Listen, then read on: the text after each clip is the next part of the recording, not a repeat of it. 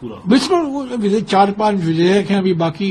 कल तो वो आएगा त्रिभुवन सहकारी विश्वविद्यालय को लेकर, इमिग्रेशन और फॉरेनर्स बिल बाकी है, और राज्यसभा में, लोकसभा में तो पारित हो गया है।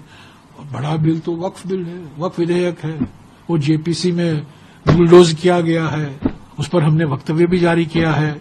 हम तो बिल्कुल उसके खिलाफ हैं, क्योंकि जो वक्फ विधेयक है वो हमारे संविधान पर एक सीधा आक्रमण है, सीधा आक्रमण है, हमारे संविधान के बुनियादी संरचना के खिलाफ है, पर वो बुलडोज किया जा रहा है। जो बिल्कुल विरोध करेंगे, सारी विपक्ष की पार्टियां विरोध करेंगे, सिर्फ कांग्रेस पार्टी नहीं, समाजवादी, टीएमसी, आम आदमी पार्टी, वामपंथी, सभी लोग उसका विरोध करते हैं।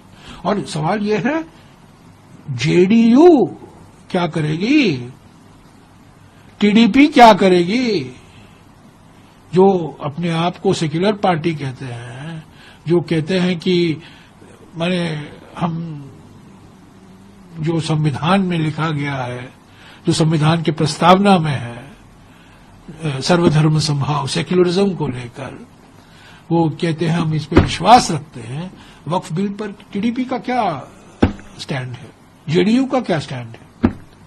हम तो इसका विरोध करेंगे बिल्कुल, क्योंकि ये हमारे संविधान पर आक्रमण है। और जिस तरीके से जेपीसी चलाया गया,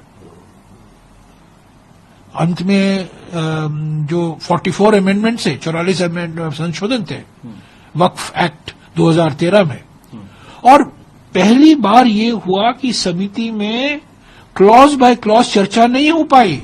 जब कमिटी में एक बिल रेफर किया जाता है, एक विधेयक जाता है, हर एक संशोधन पर चर्चा होती है।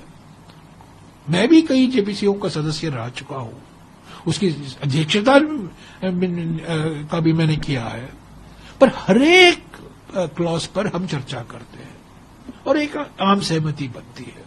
अगर आम सहमति नहीं बनती है तो डिसेंट नोट देते हैं, पर हमेशा प्रयास रहता है कि आम एक सहमति बने, सर्वसम्मति बने।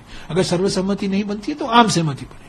पर इस बार तो 450 पेज, 450 पन्ने का रिपोर्ट 2 दिन में सांसदों को कहा गया आप पढ़ो, 1.5 दिन में। और जो क्लॉज बाय क्लॉज है, जो 44 संशोधन थे, उस पर बिल्कुल चर्चा नहीं हुई। तो ये तो पार्लियामेंट्री प्रथा के खिलाफ है, पार्लियामेंट्री रीति रिवाजों के खिलाफ है, पार्लियामेंट्री प्रोसीजर के खिलाफ है, पर हमारे संविधान पर भी एक आक्रमण है। पर सरकार तो अपने तरीके से एडमेंट है, यूं कहीं एडमेंट नहीं है, सरकार अपने स्टैंड पर है। आज भी केरल के अंदर जो बिशप्स हैं उनकी बात का वो लेके समर्थन लेते हुए उन्होंने विपक्ष के ऊपर ही एक बॉल एक तरीके से थ्रो की गई है। किरण रिजिजू साहब, निर्मला सीतारमण जी, इनकी तरफ से कि देखिए अब तो और सामाजिक संस्थाएं भी हैं जो साफ तौर पर कह रही हैं कि हम इसके समर्थन नहीं है, तो एक माहौल पैदा कर रहे हैं।